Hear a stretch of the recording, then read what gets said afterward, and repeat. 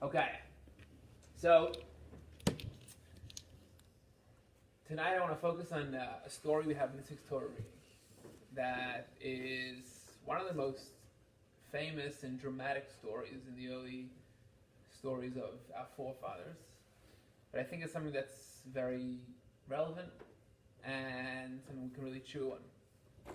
I wanted to have copies for everyone, copies for the text, but technical glitch. The printer wasn't working. So we'll have to just, you guys probably know the text already, so I need a text in front of me. The parasha this week speaks about Abraham, the first Jew, our forefather. And last week we read about the first calling of God to Abraham. Tells him, leave your birthplace, leave your homeland, go to the place that I will show you, ends up being Israel. And that begins Abraham's relationship with God.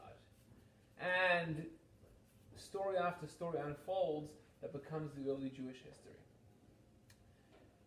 There's a very important idea in the commentaries that these stories we read about, our forefathers, Abraham, Isaac, and Jacob, they're not just nice little historical tidbits or, how we became a nation of the Jewish people.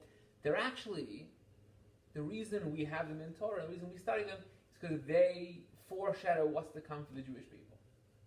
Which means whatever happened to our forefathers, the lives they lived, their interactions they had, the encounters they had, that was all ordained by God they should go through that we should learn from their experiences, because we are going to experience similar things.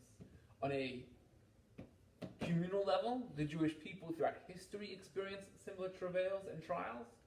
And also on a personal level, we go through things in our life that we mirror experiences they had. And by learning about their experiences, how they responded, how they interacted with those things they came across, we gain an appreciation how we can do the same in our life. So studying about Abraham, studying about Isaac, is not just knowing nice information. We are Abraham, we are Isaac. We have to put ourselves into their shoes when we learn these stories. So this week's parasha opens up. Abraham had just had a bris, a circumcision. He's 99 years old, no spring chicken. And he's obviously suffering, Can you imagine?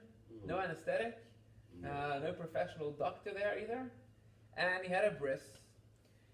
And it's a few days later, he's sitting outside, relaxing, and these three guests come by. They're angels of God, disguised as men, and they come visit him. He invites them in. He's known for his hospitality. In fact, the Midrash says, the Torah says, he was speaking to God. God had appeared to him when these guests came walking by. He interrupted his conversation with God to invite these guests in, which the Talmud says teaches us, this is parenthetically, teaches us that having guests is more important than speaking to God, right? And this is not just speaking to God in prayer like we speak to God, which of course we do, but God actually appeared to him, whatever that meant. There was a real interaction. Yet, having guests, inviting people in to give them food and drink, bring them in to buy them breakfast, that's more important. He put God on hold in order to deal with them. And he finds out these guests are messages from God. 3 angels, each one came for a specific mission. One came to heal him from his pain of circumcision. Another came to bless and tell him that him and Sarah are going to have a child, which they, for years, couldn't have. He was 99 at that point, and she was 90. And the third one, we don't know yet what he came for. Abraham didn't know what he came for. The 3 angels came. He must be wondering. But then, as he walks out to escort them on their way, God comes to him. And the verse opens up like this. And this is what I'm focused on. The verse says, God had sent this angel to destroy Sodom. Sodom and Gomorrah, the cursed place. We're going to discuss in a moment why it was so cursed and what was so corrupt about it, which is important. But God says, and I'll read the verse for you in English, this is going to be, we're going to focus on tonight, this interaction between God and Abraham. Here it is. So we're in chapter 18, verse 17 in Genesis. And Hashem said, shall I conceal from Abraham what I do? I don't want to keep secrets from him. And the verse goes on to explain why God doesn't want to keep a secret from him. And we'll go over this verse again soon. Now that Abraham is surely to become a great and mighty nation, and all the nations of the earth shall bless themselves by him. For I have loved him because he commands his children and his household after him, that they keep the way of Hashem, doing charity and justice, in order that Hashem might bring them upon Abraham that which he has spoken to him. So God said, because Abraham is going to become a great nation, and going to instruct his children in the way of righteousness and justice, I can't hold this information back from him. And God tells him, I've heard the cries out of Sodom and Gomorrah. They've become great. The sin has been so grave. I will have to descend and see. If it's as I hear, I have to destroy the cities. Now, what was so corrupt about Sodom and Gomorrah? Why were they going to be destroyed? Anyone know or venture to guess? What? Well, let's put it this way. There was no crime in the city. I think there was no law and order. People were doing whatever they wanted to. I think it's a mistake to say it was because of their gays. I don't think that's it. I think they were just totally selfish people who did whatever they wanted. They would hurt people, oppress people, rob people if they could get away with it, and the whole city tolerated that. Okay. And that's my understanding. There was no good in the city in the sense that if you tried to be good, you'd probably get killed or driven out or something. Anyone else? So that's exactly it. Although classically, Sodom has been associated with sodomy, right? And there is a story we have a little later when Abraham goes to Sodom to rescue his relative Lot. There is one story where they want to rape him. But essentially, in the classic Jewish sources, sodomy is not associated with Sodom. It isn't the reason why Sodom and Gomorrah were being destroyed. You said it was a mistake. And the Talmud goes into detail with stories to illustrate what was so wrong with Sodom. And it's fascinating because if you were to think about it, a society that God is basically saying, and we'll see soon if Abraham didn't agree, but God is saying about this society, there's no hope for it, and I have to wipe out the entire cities. It wasn't just one city, it was altogether 5 cities. I have to destroy them all, kill everyone there, because there's no hope for this society. And there's no room for a society like this to be in existence. What could be so terrible?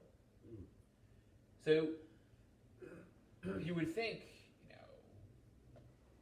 what crime could possibly be so terrible?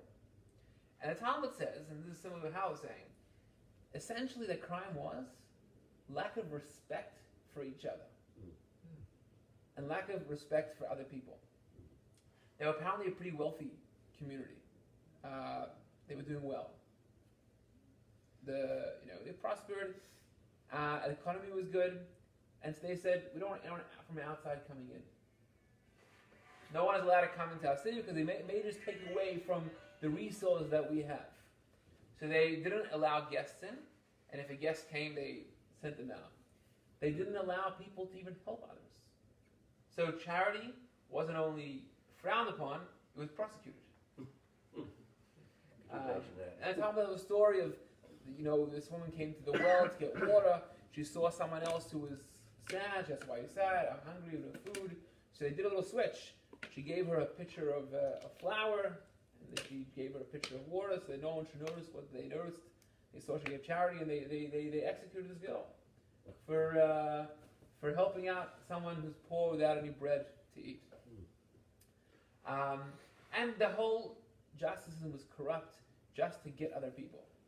The Talmud says a story when Abraham's servant Eliezer came to Sodom and he was attacked. So he came to court. He wants to sue this guy, for battery. This guy just knocked me to the ground. So they asked what happened. He says, I was punched, I was bleeding in my eye. He said, oh, he took blood from you. That's a medical procedure. You got to pay him. So he was a smart man. You know what he did? What? He punched the judge in the face. He said, okay, now you owe me money. Just pay straight to this guy and take care of the debts. But that was the level of corruption there. And the degree of hurt, said that when a stranger would come, they would put them through such difficult things just to make them be uncomfortable. Just to drive them out. So God comes to Abraham and says, this can't go on. Right? And Abraham's reaction is not what we would expect from Abraham. Until this point, we've learned about Abraham, what we know about him. He was a man of God. He had very deep faith.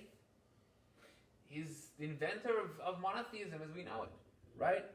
So belief in God, one God who is the creator of the entire universe, who has his hand in whatever's going on. So if that God would come to you, and you have that deep faith in God, and tell you, this is wrong, this is how we're reacting to it, what would be your gut reaction? Imagine you walking down the street, right? And God appears to you, right? And God says, there's this little town in the middle of nowhere, whatever it is, middle of Europe. They're so corrupt. I'm bringing an earthquake to wipe them out. Right? Washington, D.C. We're not getting political. Not political. No politics there. No, but God, okay? Forget God. If someone I respected told me that, you'd imagine. So Abraham would expect him to, okay. Instead, what does he do? Yes, is that where he asked if there's 50 righteous people? Would you destroy the city and kill those 50 righteous He people? protests. Hi, how are you? Hello. Seth. Menashe, come in. Menashe. Make yourself comfortable. So Abraham immediately protests. And here's what he says. Abraham came forward, which is, euphemism, sort of entered into battle. Right? He was already speaking to God. Came forward. He's on the attack. Will you also stamp out the righteous along with the wicked? What if there should be 50 righteous people in the midst of the city? Would you still stamp it out rather than spare the place for the sake of 50 righteous people within it? It would be sacrilege to you to do such a thing, to bring death upon the righteous along with the wicked. So the righteous will be like the wicked. It will be sacrilege to you, shall the judge of the earth not do justice. Harsh words from a man of faith. Right? And this paragraph is loaded theologically. Okay? And I want to discuss a few of the assumptions which Abraham is making here. And hear your thoughts about it. Number one, he's questioning God. He finishes off, shall the judge of all earth not do justice? Abraham's assumption is, God is acting unjustly. Is that possible? Well, it's interesting because there's two theories. And one theory by some religions is whatever God does is just no matter what. But that's not what Abraham is saying. Abraham is saying there's an objective standard of justice which you have to conform to because you created the standard. You have to live by it. In other words, he's saying God can't be a hypocrite.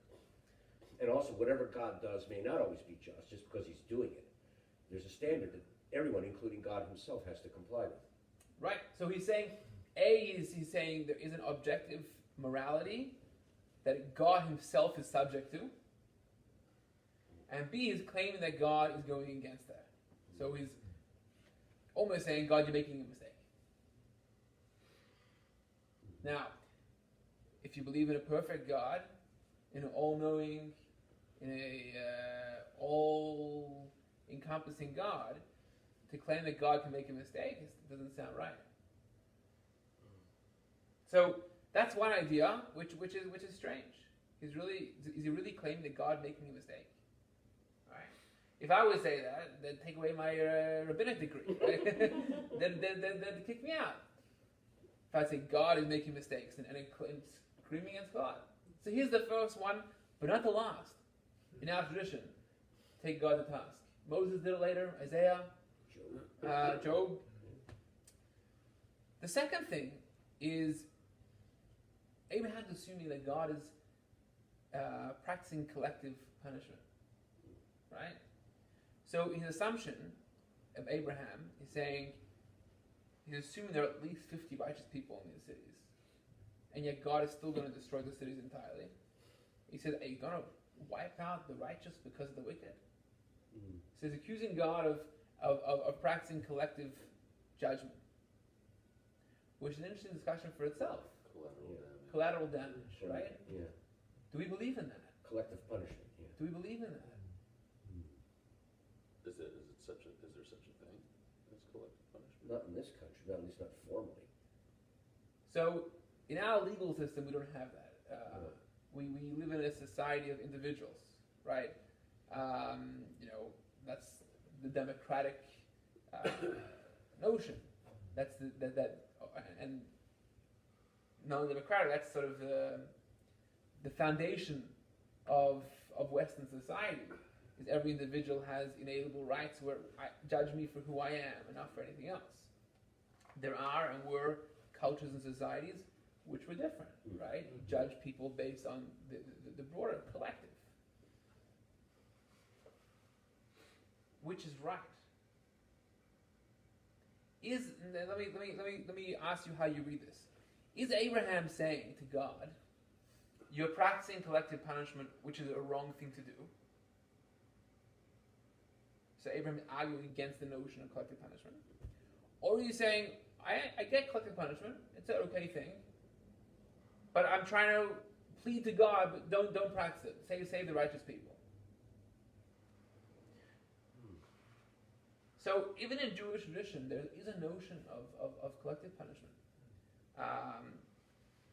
And one of these there is, because I think one of the arguments that I've heard about, like why the temples were destroyed, is because God was punishing the Jewish people. Now, there were certainly righteous people at all times among the Jewish people, but nevertheless the people were collectively punished. So maybe it would be the latter one, that, all right, collective punishment, maybe there are times when that's appropriate, but we shouldn't be doing it here because you've got certainly righteous people that didn't do anything wrong, and why should they be punished? Okay. I mean, that's my theory. Okay. So there is a notion of collective punishment in Jewish tradition, but as a whole, we're judged individually. Yes. Right? And Abraham actually tries using the collective judgment to his advantage.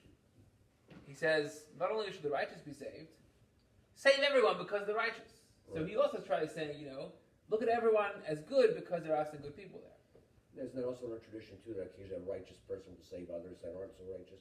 That's in our tradition too, I believe. But here, there's something different. Yeah. The reason righteous people, and the reason Abraham is claiming, is because they actually can influence them to be good. Right? Where's the line, if you lose one soul, it's as if you lost all of humanity. I think it's from the Talmud. Talmud says the reason God created only one human being originally is to teach us that one human being is an entire world. If you save a person, you save the world. And the opposite is true as well. Yeah. So every individual is a world. So Abraham argues with God, and God says, I promise you, if there are 50 righteous people there, I wouldn't do anything to Sodom. So Abraham says, what about 40? It's not even 40. 30, 20, 10. God says, there's not even 10 righteous people, and Abraham gives up. Well, actually, he doesn't give up. He walks away. So he gives up in this discussion, but the wording used actually, the end of it, says Abraham returned to his place. He didn't give up hope entirely. In this discussion, he gave up hope. So this is a Thai conversation, and what ends up happening is God sends his angels to Sodom and Gomorrah. Lot and his family, which is Abraham's relatives, are saved. Either they're these righteous people Abraham's arguing for, or maybe just because of Abraham's merit, his relatives are being saved. So we have this discussion, very vague, very unclear, of what the debate is between God and Abraham. You could read it very simply that Abraham had a lack of knowledge, which God had.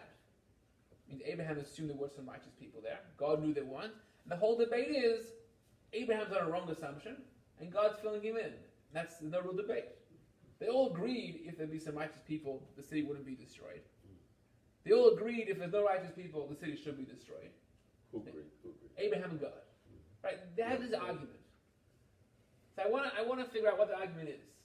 I think it's more like Abraham had hope, whereas Hashem, God, there's no hope for that place. Well, let's backtrack a second. If all that was missing was Abraham was missing some information, he thought they were righteous people, then they weren't. Right? So at the end of the discussion, he agrees with God. There's no righteous people there, destroy the city. So then the whole argument is really like a straw man argument. Abraham invented facts that weren't true, fake news, and he was arguing based on those facts. He was saying, well, if there's righteous people there, how do you destroy the city, God? You're so unjust. And God says, why are you accusing me? You don't know the information on the ground. If there were righteous people, you're right. I agree with you. Did God say that? Well, he's basically saying that. God's like, if there were 50, I wouldn't destroy it. Abraham said, there's no 50. Okay, tried 40, 30, 10. So it seems that there's no major argument or debate over here. Just some misinformation that God's clarifying for Abraham. But I think there's something a lot deeper here. Yeah. And I'll tell you why I think so. 2 reasons. Number one is, why wouldn't God just fill him in right away? As soon as Abraham began protesting, God could have said, by the way, there's no righteous people in this whole place. End the story. 50, 40, 30, why this whole back and forth? That's really irrelevant. Just tell Abraham right away. There's nothing to argue about. I'm telling you the facts. The reason I'm destroying Sodom because no one righteous there. And Abraham would say, okay, go ahead. You're absolutely right. Nothing to protest. Number 2 is, why did God feel the need to tell Abraham in the first place what he's doing? And I think this is the clue to everything. God is unusual, the expressions. God says, I don't want to conceal this from Abraham. We don't find that elsewhere, even when he tells him things. It's not like this decision. I maybe should conceal it, but I don't want to conceal it. What's going on there? Why was that even on the table? Meaning, why was that even a possibility that he would conceal it? How come that was an issue to begin with? Yeah. That he would or would not? It's not clear. And the commentaries grapple with this. Why would he conceal it? What does it mean it's concealed? Why would he even think one way or the other? Right. Like, was there something special about their relationship that that would what was he not concealing anything from anybody? So the simplest reading is God didn't tell Abraham everything that's going on in the world, right? Yeah. So he didn't tell him what's happening in Africa and what's the news in Australia. So he wouldn't tell him this either. But he decides, I'm going to tell him this piece of news about Sodom. But the expression conceal seems to be a cover-up more than just not telling him something, right? So you're right, it seems to be some way God is thinking or considering covering this up from Abraham, pulling the wool over his eyes, and then decides, how can I do that to Abraham? Right? Oh, he also had family there. Abraham had family there. So he had a connection. Maybe Yes. That's why. And they were You're the saying only why ones God that would tell were. him about They this. were the only ones that were spared, except for their move. So the commentaries offer a bunch of reasons why God didn't want to conceal it from Abraham. He had family there. Earlier, Abraham had fought some wars and saved Sodom, helped him out. So God owed him an explanation. Sodom was in the land of Israel. It's going to belong to Abraham and his descendants. So God said, if it's going to happen in his country, in his land, I have to tell him. So different explanations why God would tell him. They don't explain why God thought not to tell him. But what I'm bothered by is that if God knew that there's no real debate here, right? God knew that there's no one righteous and Abraham's going to agree with me at the end of the day if he knows the information. Then why did he tell Abraham and just not tell him the whole story to invite this sort of reaction, strong reaction from Abraham? It's like maybe he was challenging his faith, you know, and you know, so he had to challenge his faith 5 times instead of just 1 time, and maybe he was testing the fortitude of Abraham in some way, or I don't know. Okay. So that's one approach.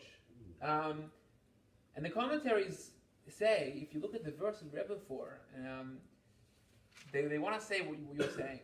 God says, I can't conceal this from Abraham because, he gives a reason.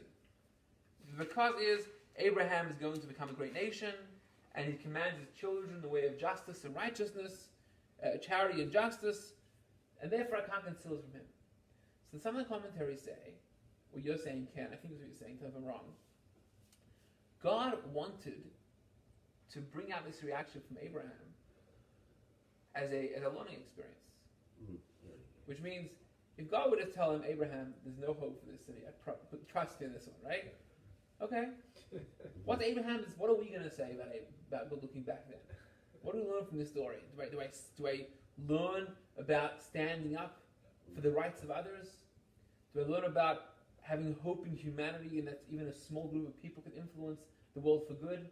We don't learn any of that. We would just look at Abraham, a weak guy who didn't stand up for people. Couldn't have. There was no hope. That's all we know. So God wanted Abraham to react strongly. He sort of incited him. He gave him a little, like a bone to a dog, and Abraham jumped on it, and God had to slowly, ease him out of that. But that reaction to us now is a guiding call. It gives him much more character. It gives him character, but it teaches us about justice, about kindness, even challenging God to help other people. So God misled Abraham to a degree, or informed him a little bit in order to elicit a reaction that we can learn from. So that's one approach in the commentaries. But still, if we step back a second and look at that from a bird's eye view, it comes out that Abraham, his reaction was unjustified because it was based on wrong information. So if we look at the story after the fact, in hindsight, that's the protest. It wasn't really based on wrong information, because he was asking if there were, The assumption. I mean, he's not saying, hey, there are some righteous people there, you better He's save saying them. if there are some. He's saying if, so it's really not false, it's not fake news, it's hope. He's hoping that there's the vestiges of some morality and godliness, But had he known the entire truth, he wouldn't have protested. That's what this. Well, he wouldn't have said if. There's no protest. There's nothing to protest about. They're not righteous. Is that the concealment?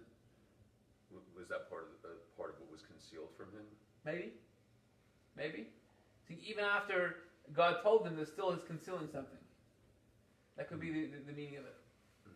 How did God say he was going to destroy them? Like Noah was the flood. God didn't tell him. It ends up this like elaborate destruction with like fire and hail, and the whole city gets turned upside down. The whole earth. It's an intense destruction. So how does that parallel with Noah? I mean, it's similar that there's no hope, wipe them out. So that was water, and now this is fire. But it's not all over. It's just 5 cities, like the 5 senses, sensual, metaphysically speaking. But why would this be fire now? And how does it differ from Noah? That's water, and the whole world is destroyed except for Noah and the family, the sons and all. But this is just 5 cities, and there was absolutely no righteousness in those 5. So I'd be interested in... That's something to think about, the difference of how God chose to destroy it. I don't know. Something to think about. So, I want to take a little bit different take. And I want to think about this whole story. If you take a look what we know about Abraham. And we know the stories, like I started off, the stories we read about the forefathers weren't just, small stories. There are decades of Abraham's life we don't even hear about, right? So if we get a story in such detail, obviously it wasn't just one of the things he did, it was something very big in his life. I think this whole episode was, God was pitting Abraham against his nemesis, against the opposite of Abraham. So what Abraham stood for was exactly the opposite of what Sodom stood for. Abraham was the epitome of kindness. He had an open tent. The Midrash says he had 4 doors in his tent. To all visitors from all directions to welcome in. He used to host people all the time. He, in the Kabbalah it says, Abraham was chesed incarnate. He was chesed, which is the epitome of kindness in a body. Not just he didn't have a kind bone, he was kindness. And here we have Sodom, which the entire crime of Sodom was their lack of respect for people. They couldn't kill anyone else by themselves. Lack of communication, lack of giving. So here, Abraham, when he was promoting in the world, Sodom stood directly against the worldview he was trying to promote. And so we have here 2 opposing forces. You would think Abraham would be the first one to destroy Sodom, right? It's one thing standing in his way. It's highly against him. Well, not if he's kindness, because like the Baal Shem Tov or the Rebbe, you say, little light dispels much darkness. So if he is kindness, like you said, not just have kind bones, there's that sort of certitude that the light will sort of transform the darkness. So it's to operate from that sort of indefatigable hope that comes from kindness itself.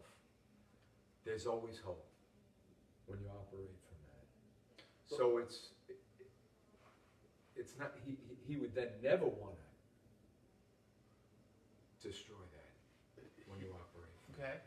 He didn't know it was the exact opposite of him until he had that conversation with Hashem. Well, he knew. He didn't know to the extent maybe. He thought maybe some righteous people as well. But But definitely then as it a, was the exact opposite. well, yes, but the other people, the wicked people, what they stood for, what they were getting punished for, was So against you have them. an open mind? Okay? So the truth is, chesed, giving, means giving to everyone, even those that oppose me. That's real giving. If I only give to people that agree with me, I'm not a giver. Right, It's really about whatever works for me. right. Right? If I see a poor person in the street and I judge them, are they deserving of my charity, and start sizing them up, then yes, I'm doing something good, I'm giving them, but essentially, I'm in control over here, and I'm only giving as far as works for me. I'm not a real giver. Right. The ultimate chesed, the giver, is giving to everyone, seeing in everyone the good in everything. Right? Even those that are directly opposed him, Abraham could see that good. So So even like, giving to someone on the street, whether they're going to buy alcohol with it or buy food with it, it doesn't matter. Ultimately, what they do with the money, I'm giving to them. I shouldn't be giving to them based on my own values. I'm not saying what's right or wrong. I'm saying I'm chesed. just for me. So this is an important distinction. Chesed, kindness, that trait, Right. that giving trait doesn't discern. Right. Giving someone no matter what, which is why chesed is dangerous. Without gevura, the opposing force, discipline, has to be employed as well. So, yes, we should not be giving indiscriminately to people in the streets. Even though chesed would, we shouldn't be only kindness. We have to have some judgment also to see when it makes sense or not. If someone's going to, I know for sure, or I have to use some judgment, a person's going to use that money to harm themselves, I shouldn't be giving them money. Right.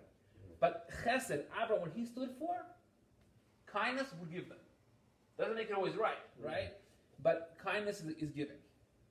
This came up just before before I came here, but it was through Myron Sugarman, the gangster, the famous Jewish gangster. And he was, I'm only bringing it up because it has to do with Chesed and Gevurah. And I was just talking to Michelle about it, like, sometimes, like they knocked these guys out. It was when the Nazis were having all these rallies in the 30s. And Meyer Lansky, who was a famous gangster, Yeah. he said, and he said they only had 15 guys. They went up to Germantown, and he said, boy, they must have been packed. There was a Nazi rally, and he said, we only have 15 of us, but they got 15 tough guys from the Lower East Side, a bunch of tough guys. And he said, we just threw some like smoke bombs, they panicked, and he said, we just beat them, and they really didn't have any more rallies there. And I was telling Michelle, I said, sometimes Gevurah works. Whereas if you have unlimited kindness, then evil runs rampant. So the thumb, the opposable thumb. So I told Michelle, at that time the opposable thumb was Meyer Lansky and the other hoods from Newark and the Lower East Side of Brownsville, and they knocked them out there and Minneapolis, and they didn't have too many rallies after that. So it sort of lines up with this too. If you have unlimited kindness, Either way is not good. sometimes you got to Kindness break out the and Meyer Lansky.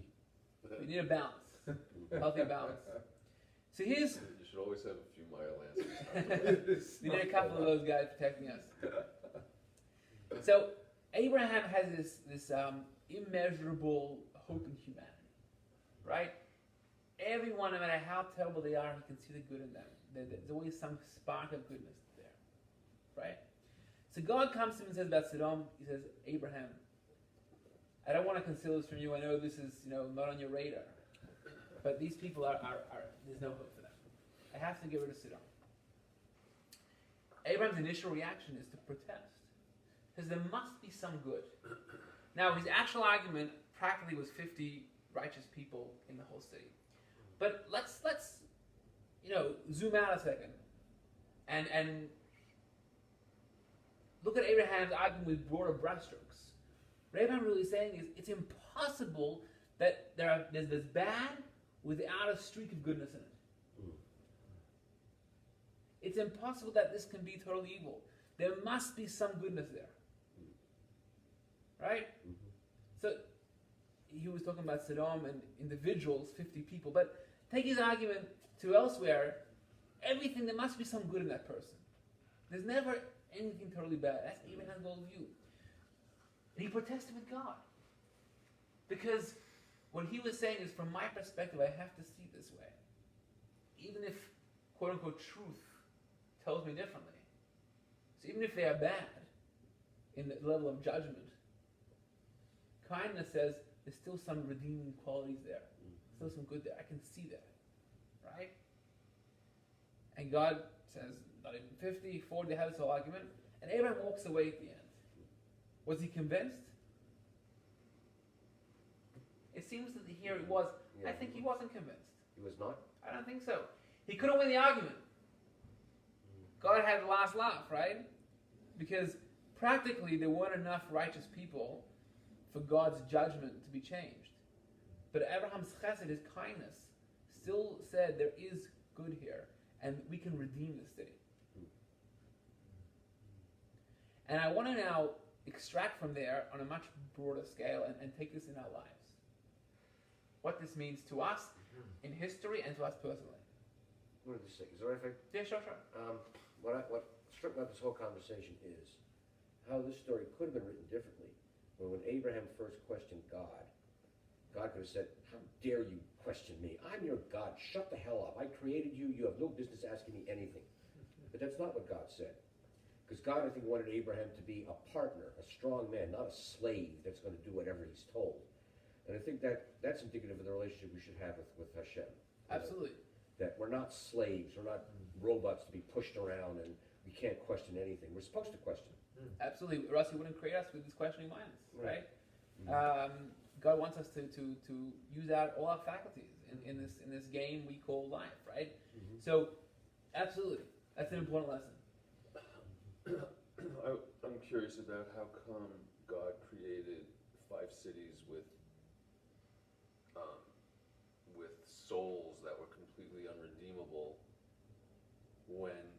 seems like the moral of the story is that there's something redeemable in everyone. You know, what was the purpose of creating Okay.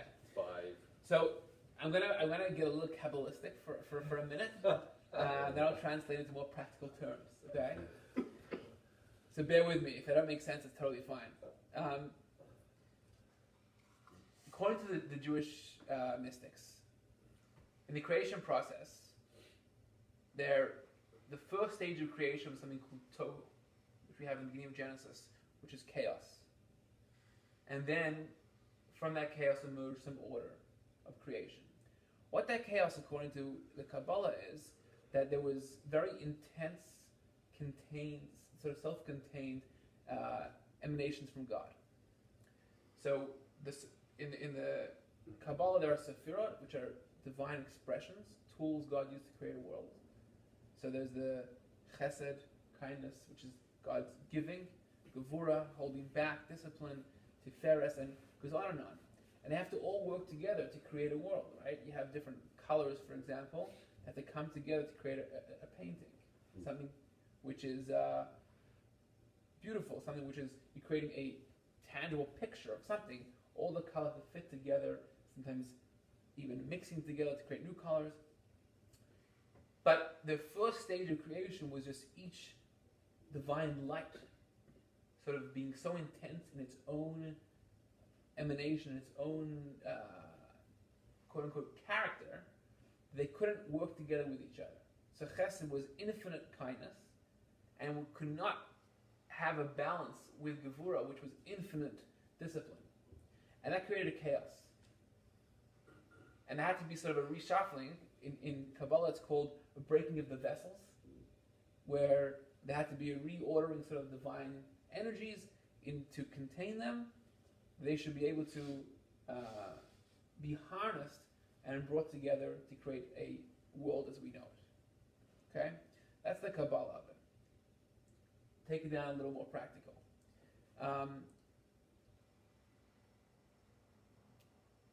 Sometimes having intense good isn't good, right? Something too intense is not palatable. You can't handle it, right? You're rather something less intense which you can incorporate, you can integrate into what you are, right? Light. If you have a really bright light, you actually blind it, you can't see. And you need to have the light tempered in order that you should be able to see, right? So the original creation was way too intense. Now, once the world achieved order and became world as we know it, there's still remnants of that chaotic world. Sodom was remnants of that, which is why the people there were very selfish. They were all self-contained. That was sort of an expression of the original selfish divine energies. Okay? So, essentially, that was the greatest divine expression, was Tohu. That chaos was amazing. It just, there couldn't be a world, it wouldn't be an orderly world that we can work with, right? But it was something very deep and very profound. There's not something we can appreciate, and God wanted to be a world that we can live in. So Abraham saw it in Sodom. He saw in their selfishness, in their disregard of others, he saw something very deep there. Yes, it's not a way to live. It's not a sustainable society. But it came from a very deep character. Each of them had such deep characters that were so self-absorbed. Abraham saw that good there. And see, when God said that a world can't be this way, the world has to be people which are able to put aside their own egos in order to interact with others, in order to accept others and embrace others. That's how we have to have a society. Abraham said, I agree with you, God. But don't you admit, God, there's something very deep, very profound about these people that's worth preserving? Because if there's righteousness there, if they're righteous people, it can influence these people for good. And if we influence these people for good, they can be a powerful force of good in the world. You know, there's a Hasidic saying that it's if someone's traveling in the wrong direction, it's better to be traveling on a fast horse in a way, because you can turn around and go fast in the other direction. Which means someone is so terrible, that means they have a lot of energy. If you can turn that person around, they can use that energy and harness it for good. I think that's like the Hasidic saying, better a sinner that turns than a righteous one who's never The Talmud says. sinned at all. Because that passion which you invested in sin can be turned around. A passive person who's just doing the right thing, it can't achieve the same degree of achievements. And the Rebbe said, I think, better an ox than a mouse, I think, because it's a bigger beast, and if you could get it going in the right direction, you could plow fields, do this or that, it'd be hard with a mouse. so you gotta get some big beasts. So So Abraham Abraham see might have these saw people, the they're intense potential. characters. He saw the potential. They're such intense Yeah. characters. Yes, they can't get along with one another because of their intensity, but if we can manage to harness this could change the world. So he told God, he says, God, there must be 50 righteous people. There must be some righteousness, some way of harnessing the good in these people that it's worth preserving them, worth saving them for the world. They were all righteous, not just 50. Well, they weren't righteous. We have to That quality has they had, righteousness to it. there's righteousness to it. They were terrible people, right? But it came. There's a potential. The core of it could be seen as good, but it definitely didn't come out as good, right? Like a well-meaning person who does terrible things, did terrible things, but it came from a good place, perhaps, or something that could have been a good place. But we have to differentiate that they weren't righteous; they were selfish people, and this could be a subconscious thing. Like, on a spiritual level, there are some potential for good, but themselves were actually all just self-absorbed people. So Abraham left the conversation beaten. God won, but in the long run, Abraham wins. I'll tell you what I mean. Abraham was right, but he was premature. The world, or these people, weren't ready to be made good. They weren't able to be. God said there's no even 10 righteous people there, which means these individuals weren't at a stage in their lives, history wasn't at a stage yet, that can be even absorbed in good, that can be even somehow channeled. When you have a kid who's in this tantrum, right, you can't control them. So eventually they'll calm down and you can tell them what was wrong and even use that as a learning experience for the good and channel it in a good direction. But in the moment of that tantrum, there's no hope for that. You lost them, right? There's no way, and you're just wasting your words and making it worse by trying to channel it in that moment. You ignore it, you put it away. You put it away for now, right? So God was basically telling Abraham, this point of history, these people in Sodom are like in that tantrum. That right now, they cannot be channeled. They have to be pushed away, right? Eventually, though, that's not the case. And all of history, Jewish history, what our goal is to bring the world to a place where we can harness these forces for good. There's a very cryptic midrash that says, there's a psalm that says, I have found my servant David. What the psalm says. The midrash says, where did God find him? In Sodom. So practically it's because Lot eventually had cohabited with his daughters, and from them came Ruth, the Moabite, who was a grandmother of David. So essentially David stems from Sodom, but there's something deeper here. God says, the spark of David, that redeeming spark in the world, we believe in the coming of Mashiach, that spirit of redemption, where was it really found? That is harnessed from Sodom. Abraham saw, this is what the world needs. It was premature though. But essentially God saved Lot, who was a Sodomite, because Lot was someone which could be eventually challenged for good from Sodom, and came eventually David and what's going to come the Mashiach. So are you saying that the concept of redemption heralds from Sodom? What the world needs to be a redeemed world needs the energy of Sodom. But the world wasn't ready for it then. But through Lot and David. So through Lot and David, Later. but it's really through all of history. And this is what we're going back to, that this whole thing is pitting Abraham against Sodom. That's the struggle we will go through in life. our selflessness, our kindness, our chesed, against a life of materialism, of caring for myself, of my ego. And that's what our everyday struggle we go through is Abraham versus Sodom. We pit the two sides of ourselves.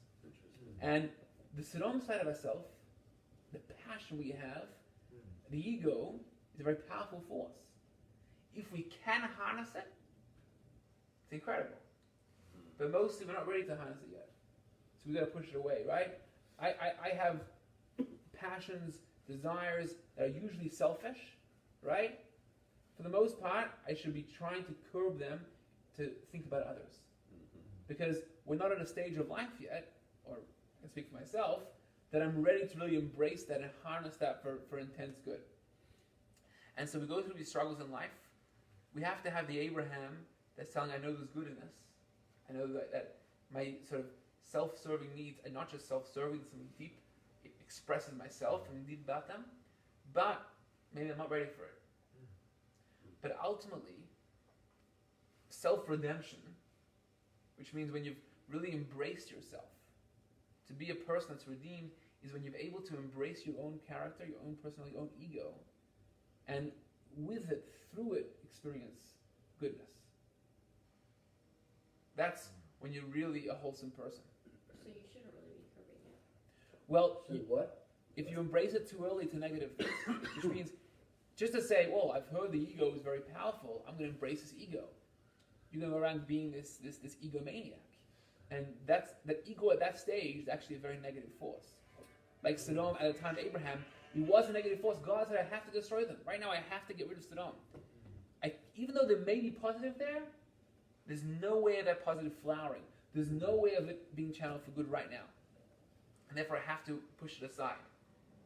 But as you mature and develop, as you become more spiritually sensitive, more aware, you grow, then you're able to see directions that your own, what before was totally negative, the ego, or the selfish things, you're able to recognize within them something a little deeper. That actually, this can be channeled in a good direction. So you mentioned David coming from Ruth, and Ruth is progeny from there, right? So that's the line of Sodom. And David, with Bathsheba, then that comes back, that passion, lust, right? So he can't build a temple. But the hope is always there because then his son can, because he repents. So there's always, like... It's an interesting discussion for itself, that every stage of this whole dynasty of David was riddled with strange, almost mistakes, illicit sexual activity, all the way through.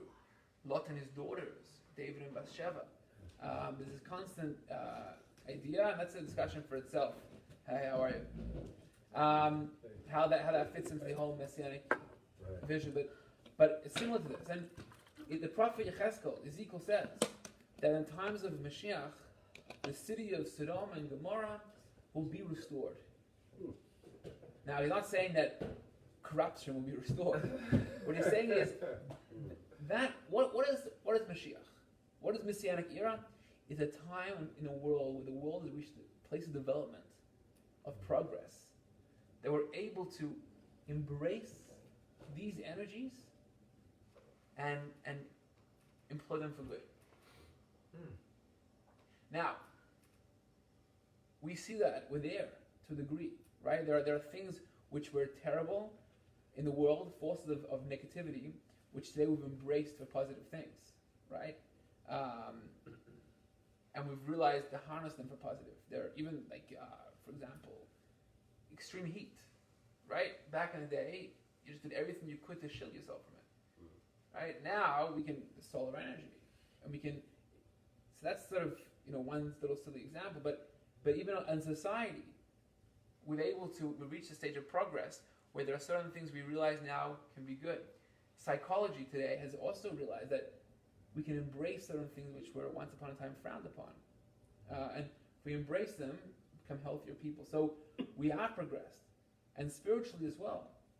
The world has been progressing through Abraham and his dynasty, through the Jewish people, especially doing mitzvahs, living that life of justice, of tzedakah and mishpat, that brings about, we will reach a stage of spiritual maturity where once again Sodom and Gomorrah can be restored, which means that world order can be, that vision of Abraham can be employed. So I just want to finish off, go back and read that passage now, where God said to Abraham, why I'm telling Abraham this, and we'll have maybe a deep appreciation of it. So Hashem said, shall I conceal from Abraham what I do? Now that Abraham is surely to become a great and mighty nation, and all the nations of the earth shall bless themselves by him. So God knows that Abraham is going to be a great nation, has a mission in this world, to influence the world, right? All the nations will bless themselves by him. For I have loved him because he commands his children and his household after him. They keep the way of God, doing charity and justice, in order that God might bring upon Abraham that which he has spoken to him. So I said, I have to tell Abraham what's going on in Sodom, because I know that he has this responsibility to give over to his children this mission of justice and kindness, of mitzvahs, to achieve a world order of what Sodom has the potential to become. And therefore I have to tell Abraham that I'm destroying Sodom because what he has to achieve, the world isn't ready for. And God says, Abraham, because the outcry of Sodom and Gomorrah has become great, and because their sin is very grave, I will descend and see if they act in accordance with its outcry, then destruction. It's like a growing pain for Abraham in a way. Yeah, almost. He had to get through that in order to. Right. Well, he wanted to see it out, right?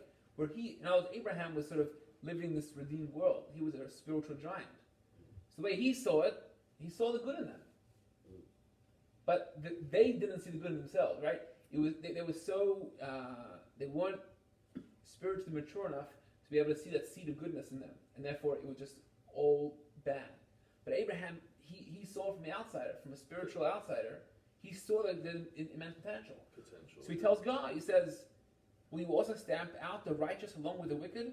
Which means, are you throwing out the baby with the bathwater?